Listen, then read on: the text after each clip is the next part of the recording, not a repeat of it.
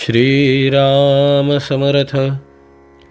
कर्पूर गौरी गिरिजा विराजे, हळाहळये कंठ निळाचे साजे. दारिद्र्य दुःखे स्मरणे निवारी, तुझ वीण शंभो मज कोण तारी.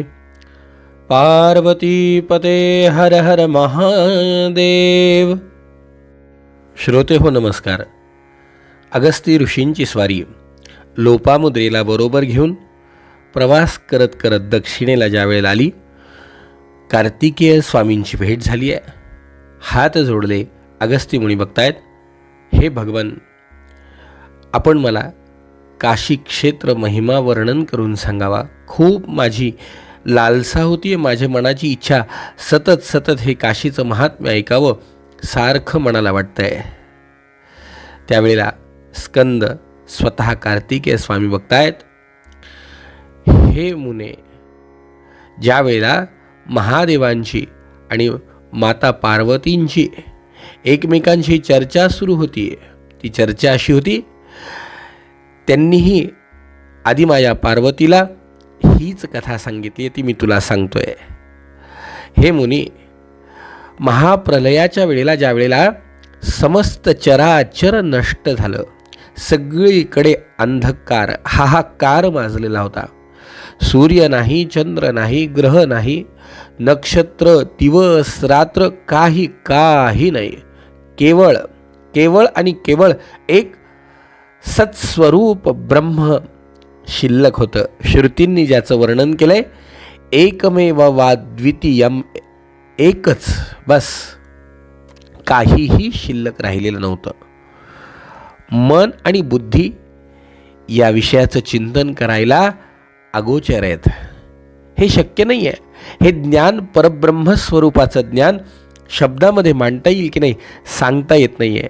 फक्त एक सांगतो तुला, हे मुनिश्रेष्ठा, हे जे ब्रह्म आहे ना, हे सत्य आहे, ज्ञानमय आहे, अनंत आहे, आनंद स्वरूप आहे आणि प्रकाशमय आहे. एक सगळ्यात महत्त्वाची गोष्ट आहे की आधाररहित आहे, निर्विकारी आहे, निराकारी आहे, निर्विकल्प आहे, निर्गुण आहे, योगीगम्य आहे, सर्वव्यापी आहे, एकमात्र कारण, निर्विकल्प, आरंभ याचा रहित आहे आणि याला अंतही रहित आहे, उपद्रव शून्य आहे. याला काय उपमा द्यावी? याला उपमा देता येणार नाही. बस एकच सांगतो की ते परब्रह्मच फक्त व्यापलेलं होतं, बाकी इथे काहीही शिल्लक नव्हतं. ब्रह्मांडामधली कोणतीही गोष्ट स्थिर नव्हती. अशा वेळेला या परब्रह्माच्या कल्पना मात्र विचाराने, मनामध्ये निर्माण झालेल्या विचाराने प्रकृतीची निर्मिती झाली. कल्पना मनात आली, एकापेक्षा दोन होऊ. निराकार असलेल्या या दिव्य शक्तीने सगुण साकार रूप धारण करायचं, लीला विग्रह करायचं ठरवलं. तिथून या सृष्टीच्या निर्मितीला सुरुवात झाली. ऐश्वर्य, गुण, सर्वज्ञान, शुभ, सर्व व्यापक, सर्व स्वरूप, सर्व साक्षी, सर्व उत्पन्न करणारी एकमात्र वंदनीय ती शक्ती परब्रह्मस्वरूप असलेल्या, अव्यक्त असलेल्या निराकार शक्तीतून प्रगट झाली. एक ईश्वर रूप होतं आणि प्रगट झालेली शक्ती ती प्रकृती रूपामध्ये प्रगट झाली. प्रकृती रूपात ती जेव्हा प्रगट झाली, त्यावेळेला तिच्याबरोबर भगवंताने काशी क्षेत्रालाही प्रगट केलं. हे मुनिश्रेष्ठा, स्वतः ईश्वर आणि प्रकृती, शिव आणि शक्ती हे दोघंही परमानंद स्वरूप, परमानंदमय अशा या काशी क्षेत्रामध्ये वास्तव्य करायला लागले. पंचकोश असलेली ही काशी क्षेत्र प्रलय कालामध्ये सुद्धा या क्षेत्राला प्रलयापासून मुक्त ठेवलं, म्हणून याला अविमुक्त क्षेत्र असं म्हणतात. जेव्हा भूमंडलही नव्हतं, जलही नव्हतं, कशाचीही सत्ता नव्हती. त्यावेळेला हे काशी क्षेत्र, त्या काशी क्षेत्रामध्ये या शिवाचं, या शक्तीचं वास्तव्य त्या काशी क्षेत्रामध्ये होतं. भगवंत आणि शक्ती दोघंही आनंदाने या ठिकाणी वास्तव्य करत होते, म्हणून याला आनंदवन सुद्धा म्हणल्या गेलंय. ज्या ठिकाणी सगळीकडे व्यापक अशी शिवशक्ती आहे. एक दिवस भगवान शिवांनी सच्चिदानंद रूपिणी भवानी, जगदंबा, आदिमाया, आदिशक्ती त्या प्रकृतीच्या साह्याने आपल्या उजव्या अंगावरती अमृतदृष्टीची वर्षा केली. त्यातून एक त्रिभुवन सुंदर असा पुरुष प्रगट झाला. परमशांत सत्वगुणांनी युक्त असलेला तो पुरुष, ज्याची लखलखीत अंगकांती क्षमावान आहे, गंभीर आहे, असा प्रगट झालेला पितांबर धारण केलेला चतुर्भुज पुरुष प्रगट झाला. या उत्तम अशा प्रगट झालेल्या पुरुषोत्तमाला पाहिलं, म्हणून त्याला उत्तम असा होता, म्हणून पुरुषोत्तम असं विशेषण त्या शक्तीला, त्या प्रगट झालेल्या महाविष्णूला लागलं. स्वतः महादेवांनी आपण महाविष्णू आहात असं संबोधन केलं. आपल्या निश्वासातून वेदांची निर्मिती करा अशी आज्ञा केली. या आनंद काननामध्ये शिव भवानी सहित या पुरुषांनी वास्तव्य केलं. तत्पश्चात भगवान विष्णू परमात्म्यांनी ध्यानामध्ये मग्न होऊन आपल्या ध्यानाला तत्पर राहण्याकरता आपल्याजवळच्या चक्रातून एक सुंदर पुष्करणी खोदली आहे. त्या ठिकाणी आपल्या शरीरातल्या घामाने पूर्ण जल भरलंय. त्या जलाशयाच्या काठावरती विष्णू परमात्म्यांनी घोर तपश्चर्या केली आहे. त्यावेळेला स्वतः महादेवांनी वरमगृही असं म्हणून संबोधन केलं. त्यावेळेला प्रसन्नतापूर्वक महाविष्णूंची स्वारी बघतीये. हे प्रभो, आपण मला वर देऊ इच्छिता तर या ठिकाणी मनी जटित कर्णिका, मणिमय असं माझे कुंडल या ठिकाणी पडलेत. यासाठी या तीर्थाला मणिकर्णिका असं संबोधन व्हावं. इथे मुक्तमय कुंडल पडलेत. उत्तम तीर्थ, मुक्तीला प्रदान करणारं तीर्थ या ठिकाणी निर्माण हो.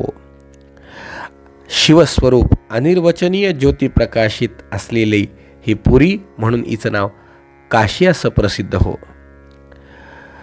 4 प्रकारचे जीव, या 4ही प्रकारच्या जीवांना मोक्ष प्रदान करणारी ही पूर्णी, जिथे स्नान, संध्या, जप, होम, वेदाध्ययन, तर्पण, पिंडदान, गाय, भूमी, तीळ, सुवर्ण, अश्व, दीप, अन्न, वस्त्र, आभूषण, कन्या या सगळ्यांचं दान करण्याचं पुण्य या क्षेत्रावरती आल्यावरती सर्वांना प्राप्त व्हावं. हरकत नाही म्हणून असा आशीर्वाद भगवान विष्णू परमात्म्यांनी महादेवांकडून घेतलाय. याच काशी क्षेत्राला भगवान विष्णू परमात्म्याला सृष्टीच्या रचनेचं ज्ञान स्वतः महादेवांनी, प्रेरणा स्वतः महादेवांनी दिली आहे. भगवान महादेवांची स्वारी बघतीये. 100 योजन दूरूनही जो कोणी या काशी क्षेत्राचं स्मरण करेल ना, अविर्मुक्त क्षेत्राचं जो स्मरण करेल, त्याच्या जीवनामध्ये सर्व पाप विनाश होऊन, सगळ्या पीडांनी दूर होऊन पुण्यकारक असं काशी क्षेत्राच्या तीर्थाचं, व्रताचं, आचरणाचं जे पुण्य आहे ते घरी बसून काशी काशी काशी असं म्हणलं जरी मुखाने, तरीसुद्धा नक्कीच त्याच्या जीवनामध्ये ते फळ त्याला प्राप्त झाल्याशिवाय राहणार नाही.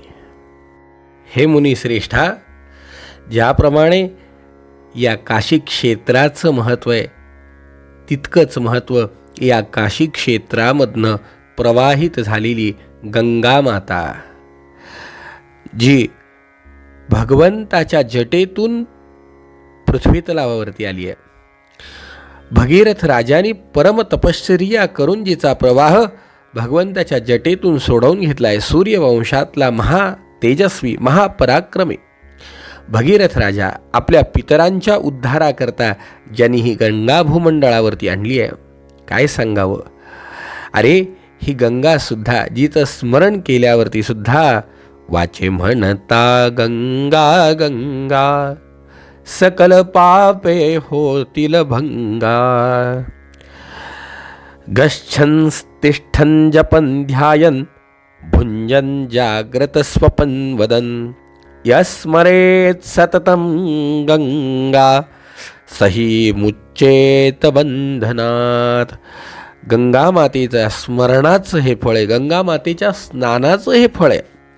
काशीला ती उत्तर वाहिनी होतीये, कोटी गुण फळ तर आहेच आहे, पण गंगेच्या स्मरणाचं, गंगेच्या नामाचं फळ इतकं आहे की गच्छन् तिष्ठन् जपन् ध्यायन्, चालताना, उठताना, बसताना, जप करताना, ध्यान करताना, खाताना, पिताना, जागृती, स्वप्नी, सुषुप्ती कोणत्याही का अवस्थेमध्ये असेना, अनिच्छयापि संस्पृष्टो दहनो हि यथा दहेत, अनिच्छयापि संस्नाता गंगा पापम तथा दहेत.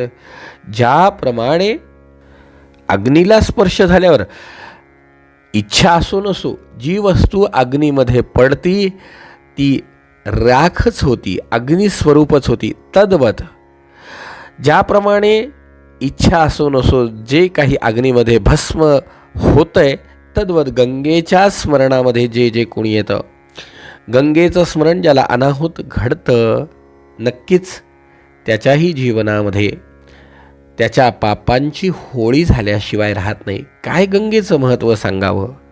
ओम नमः शिवायै नारायण्यै दशहरायै गंगायै. गंगेच्या या मंत्राचा उच्चार आपलं जीवन पवित्र करणार आहे. गंगामातेचं स्मरण, गंगामातेचं स्नान अहो फक्त कायिकच पाप दूर करतं असं नाही आहे. 3 प्रकारचे पाप आहेत, कायिक 3 प्रकारचे आहेत, वाचिक 4 प्रकारचे पाप आहेत. बघा, अहो या देहाने केल्या जाणाऱ्या पापाला कायिक पाप म्हणतात. ज्या पापांमध्ये कोणीही स्वतःहून न दिलेल्या अनेक वस्तूंचं सेवन करणं, निषिद्ध हिंसा करणं, परस्त्री संगम, या 3 प्रकारच्या कायिक पापांची हानी. कठोर वचन, खोटं बोलणं, याची त्याची चुगली करणं, अनावश्यक बडबड करणं, हे वाणीचे 4 पाप आहेत. दुसऱ्याचं धन याचा अभिलाष करणं, दुसऱ्याचं मनामध्ये वाईट चिंतन, असत्य वस्तूच्या, असत्य गोष्टींच्या पाठीमागे फिरत राहणं, हे मनाचे 3 पाप आहेत. कायिक 3, वाचिक 4 आणि मानसिक 3. अशा दश पापांची हानी, या दश दोषांची हानी गंगा मातेच्या स्नानानी आणि स्मरणानी होती. केवढा गंगा मातेचा अधिकार आहे. अदत्तानाम उपादानम हिंसा चैवा विधानतः परदारो परसेवाच कायिकम त्रिविधम स्मृतम. कायिक, वाचिक, मानसिक त्रिविध पापांची हानी करण्याची ताकद गंगा मातेच्या स्मरणामध्ये आहे. मंडळी, महर्षींना राहोलं गेलं नाही. या ठिकाणी यांनी गंगेची स्तुती सुद्धा केली आहे. ओम नमः शिवायै गंगायै शिवदायै नमो नमः. नमस्ते विष्णुरूपिण्यै ब्रह्ममूर्त्यै नमोस्तुते. ही गंगामातेची स्तुती आपण मुद्दाम प्रकाशित केलेली आहे. आपण जर शोधलं तर आपल्याला याच्या पाठीमागे 4-5 ऑडिओ मागे जर आपण गेलात तर तिथे आपल्याला ही गंगामातेची स्तुती ऐकायला मिळेल. अवश्य ऐका. गंगेचं स्मरणसुद्धा जीवनामधल्या कायिक, वाचिक, मानसिक पापांची हानी करणार आहे. इथे महर्षींनी गंगा सहस्त्रनाम स्तोत्र, गंगा मातेच्या 1000 नावांचा उल्लेख केला आहे. मंडळी, 1000 नावांचा उल्लेख स्कंद पुराणामध्ये काशीखंडाच्या पूर्व भागामध्ये गंगामातेचे 1000 नावांचा उल्लेख स्वतः महर्षींनी केला. म्हणजे किती किती पुण्यवान. गंगामातेचं दर्शन, गंगामातेचं स्नान खरंच आपल्या जीवनामध्ये एकदा तरी आपल्याला भगवंताच्या कृपेने या क्षेत्राचा लाभ व्हावा ही मनोमन प्रार्थना करा. आणि ज्यांना लाभ झालाय त्यांनी पुन्हा आपल्याकडनं पाप होणार नाही याची काळजी घ्या. कार्तिकेय बघतायत, हे मुनिश्रेष्ठा बघा, सुप्रसिद्ध राजा भगीरथानी महादेवाची आराधना करून जी गंगामाता भूमीवरती आणली, स्वतः भगीरथाची स्वारी पुढे पुढे चालली आहे, पाठीमागून गंगामाता येते. या परमरमणीय अशा अविरमुक्त क्षेत्रावर स्वतः भगीरथानी मनकर्णिका तीर्थावरती गंगामातेला आणलंय. श्रीहरीचं चक्र पुष्करणी तीर्थ या गंगामातेच्या प्रवाहाने परमपावन करून करून पुढे गंगेचा प्रवाह घेऊन हा दिलीपनंदन भगीरथ पुढे पुढे चाललाय.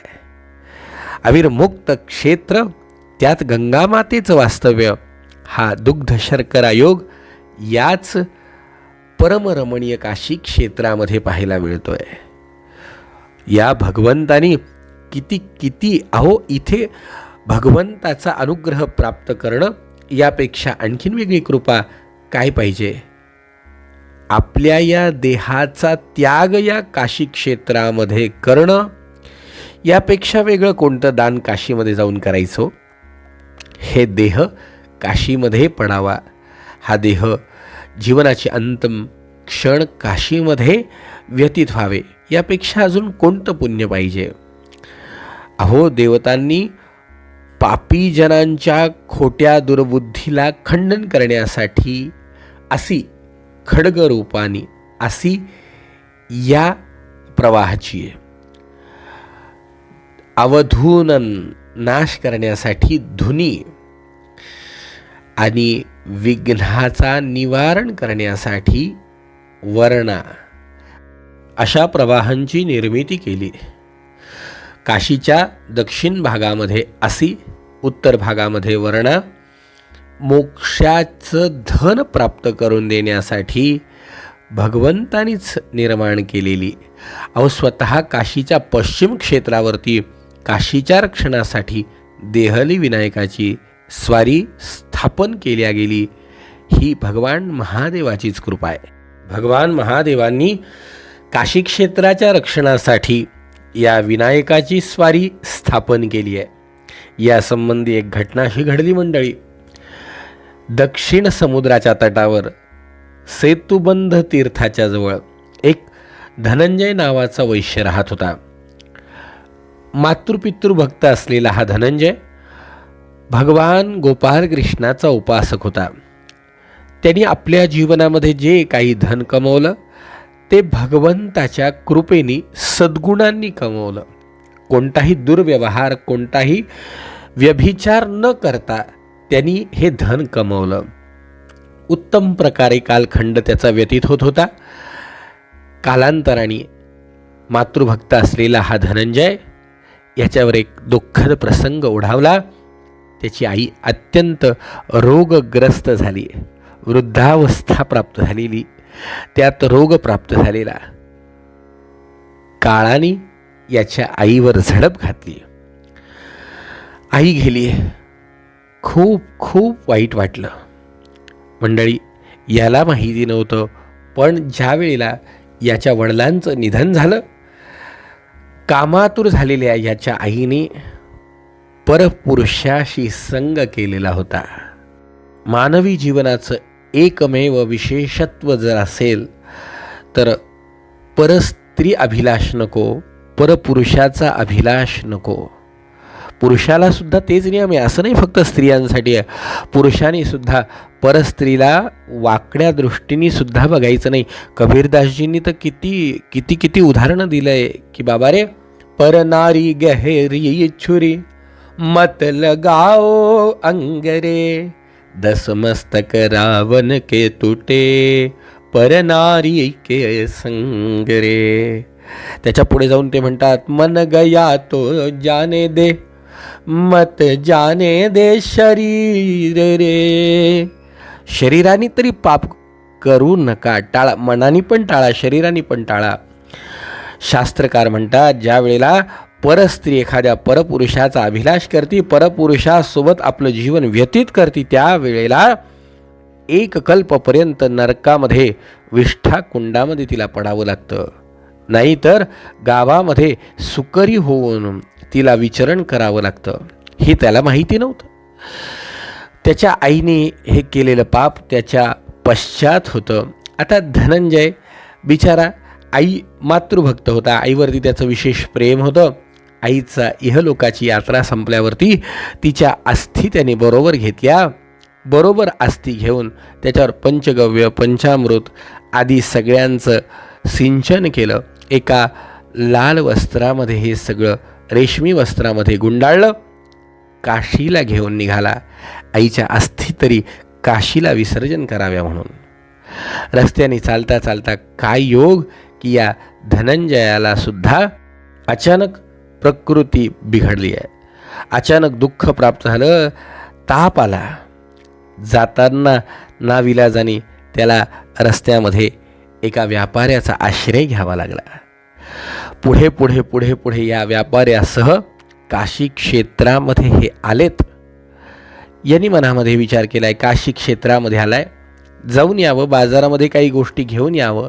म्हणून या व्यापाऱ्याच्या घरामध्येच यांनी हे सगळं संदूक वगैरे ठेवलंय आणि हा काही व्यापार करण्यासाठी म्हणून बाजारात गेला. तेवढ्यामध्ये काय या व्यापाऱ्याच्या मनात आलं, यांनी याच्यामध्ये काही धन असेल म्हणून यांनी ही आपल्या आईच्या अस्थींची बरोबर आणलेली जी पेटी होती, ही पेटी हा चोरून घेऊन गेला. हा घरी आला, त्याला जेव्हा हे कळालं त्यावेळेला ह्यांनी अगदी हात जोडून प्रार्थना करून विनंती करून या व्यापाऱ्याच्या पत्नीला सांगितलं, माझ्या आईच्या अस्थी त्याच्यामध्ये, तुम्हाला पाहिजे ते मी धन देतो, पण मला अस्थी परत द्या. या व्यापाऱ्याने क्षमा मागितली, कारण जेव्हा तो वनामध्ये जाऊन ते सगळं जंगलामध्ये गेला होता, काही सापडलं धन तर तिथेच ठेवावं, काहीतरी त्याचं वाट लावावी एवढ्यासाठी तो खरं जंगलात घेऊन गेलेला धन, पण तिथेही या पेटीत काहीही सापडलं नाही. त्या अस्थी त्याने तिथेच फेकून दिल्या. परत आलाय. ही कथा ज्या वेळेला त्यांनी धनंजयाला सांगितली, धनंजयाने खूप प्रयत्न केला. 15-3 आठवडे, महिनाभर त्यांनी त्या वनामध्ये शोध घेतला, पण यालाही लक्षात येईना अस्थी कुठे टाकल्या. त्यालाही अस्थी सापडल्या नाही, ना ह्यालाही अस्थी मिळाल्या नाही. शेवटी नाविलाजाने या धनंजयाने स्वतः प्रयाग आदी तीर्थाचं सेवन केलं आणि आपल्या देशाला पुन्हा वापस निघून आलाय. अगस्ती भक्तायत, भगवान विश्वनाथांच्या आज्ञेशिवाय, भगवंताच्या कृपेशिवाय कुणालाही काशीमध्ये प्रवेश नाही. मंडळी, खरंच हो, जीवनामध्ये कधीतरी आम्ही आमचं नियमाचं पालन केलंच पाहिजे, करायचा प्रयत्न नाही, केलंच पाहिजे. बनत बनत बन जाय. ही काशी क्षेत्री अशी जिथे असे आणि वारणा या 2 नद्यांचा संयुक्त असा भगवंतानी नियुक्ती ज्यांची केली आहे, त्या वाराणसीपुरीमध्ये जो कोणी जीव आपल्या कल्याणाच्या हिताच्या दृष्टीने प्रवास करेल, नक्कीच त्याला त्या गोष्टी प्राप्त होतीलच.